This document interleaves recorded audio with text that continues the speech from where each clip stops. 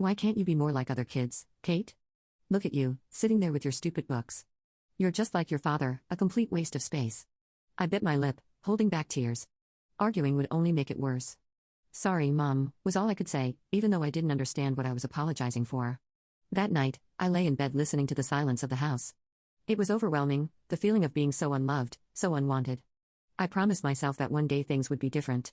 I wouldn't end up bitter and alone like Clara.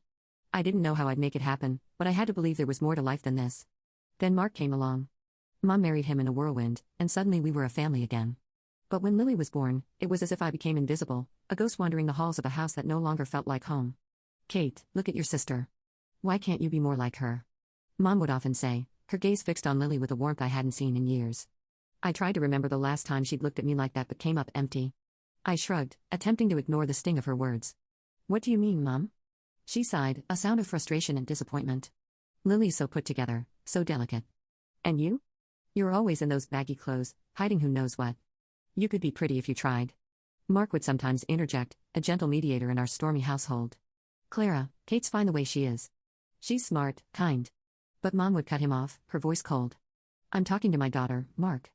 Stay out of this. The divide between Lily and me grew as she embraced her role as the cherished child. She knew she was the favorite and used it to her advantage, sabotaging me with a smile on her face. Mom, Kate won't share her makeup with me, Lily would lie, knowing full well I had barely enough for myself.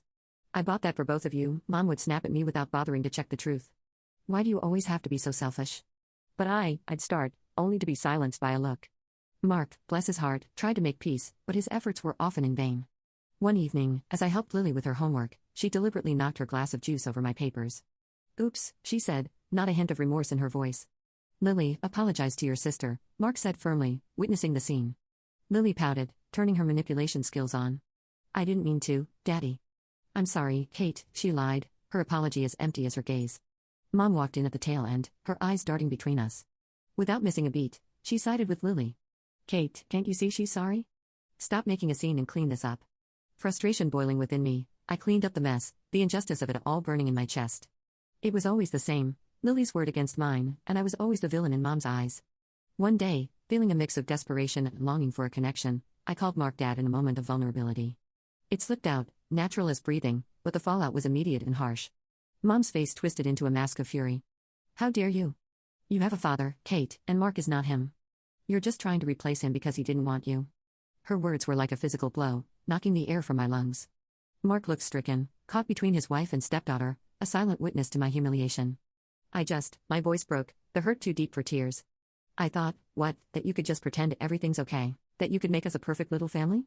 Mom's voice was venomous, each word a pointed dagger aimed straight at my heart. In the end, I retreated to my room, the sound of Lily's laughter echoing behind me. I was the outsider, the unwanted, living in a house divided by favoritism and silent battles. Mark tried to offer solace, but his kindness was a balm on a wound too deep to heal. Growing up wasn't easy, not by a long shot. As I hit my teen years, things at home went from bad to downright miserable. Mom's critiques got harsher, and Lily, well, she was blossoming into a mini tyrant, with Mom as her biggest cheerleader. One afternoon, I was trying on clothes in my room, the door barely cracked open. I could hear Lily's snickers from the hallway.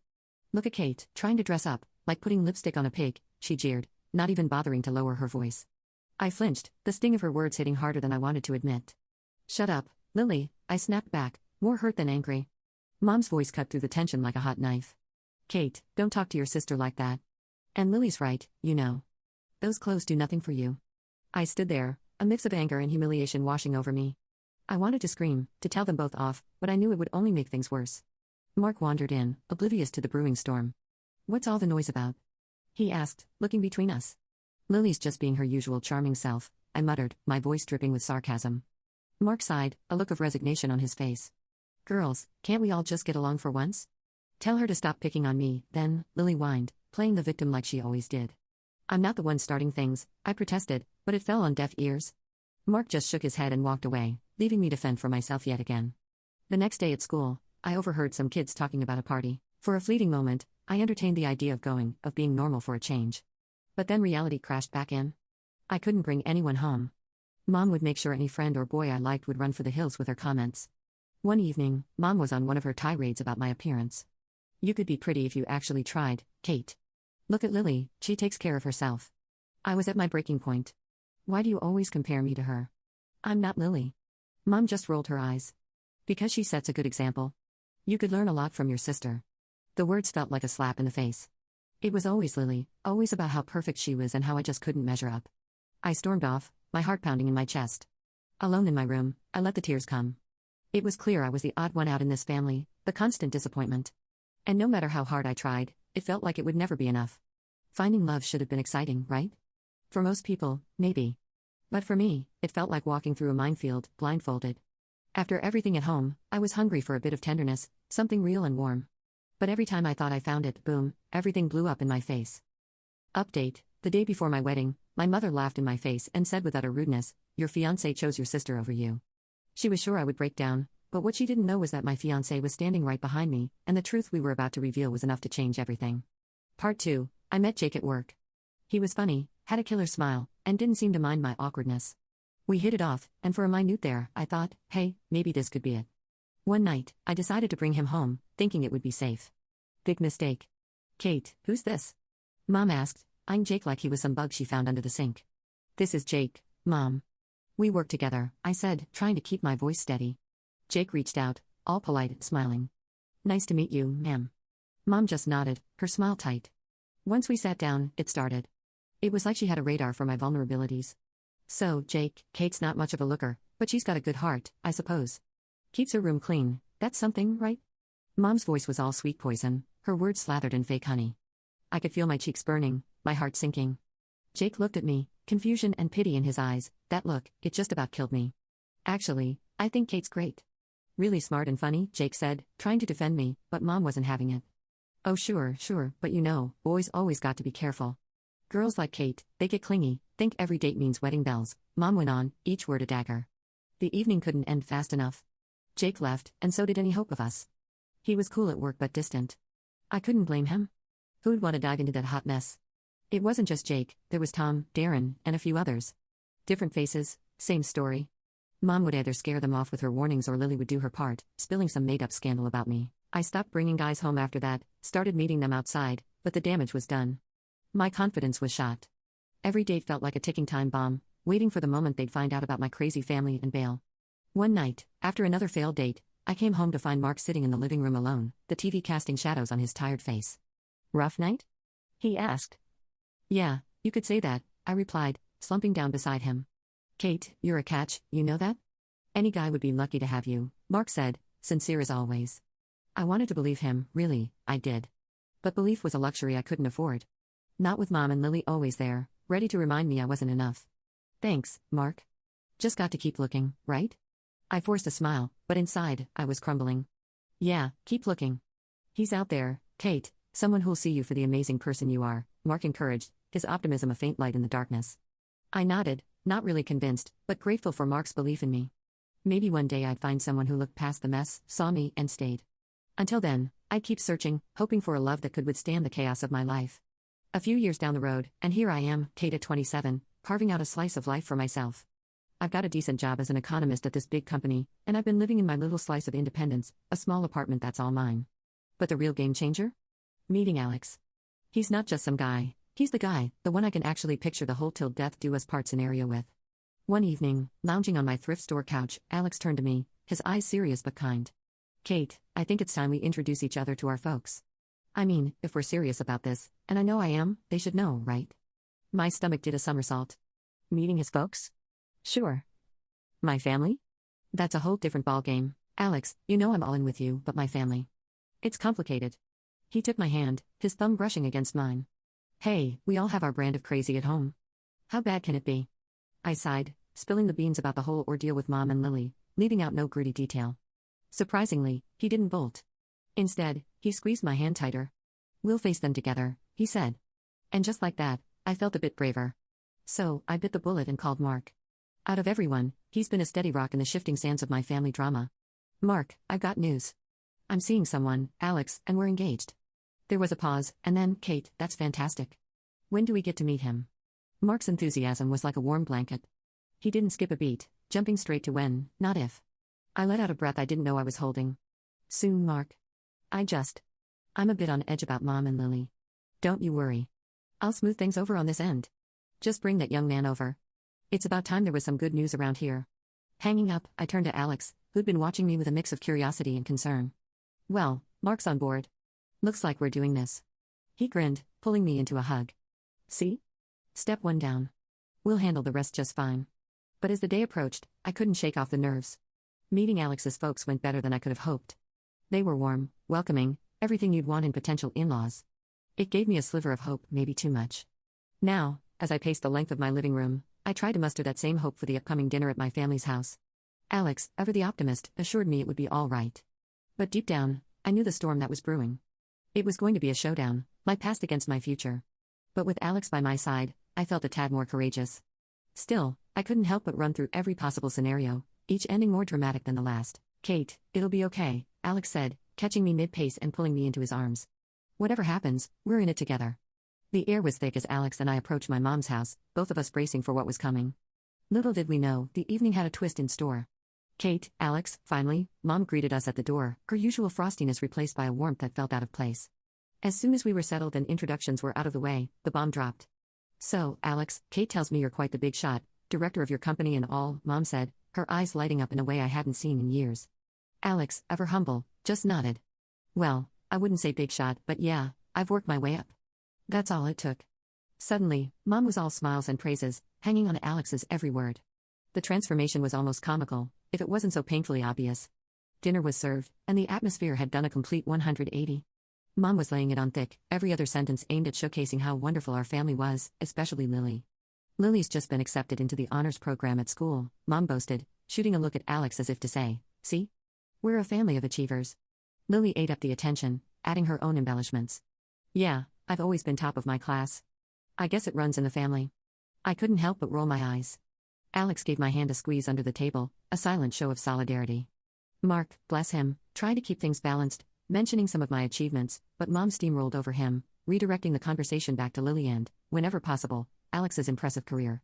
As the night wore on, Mom's tactics became even more transparent. She was laying the groundwork, trying to cement a bond with Alex, presumably to ensure her place in what she saw as our newfound fortune. Alex, you must come from a very driven family. It's so important, don't you think, to instill those values in our children? Mom said, her gaze flitting between Alex and Lily. Alex, to his credit, handled it with grace. Absolutely. Hard work and integrity go a long way, he replied, deliberately including me in the conversation with a look.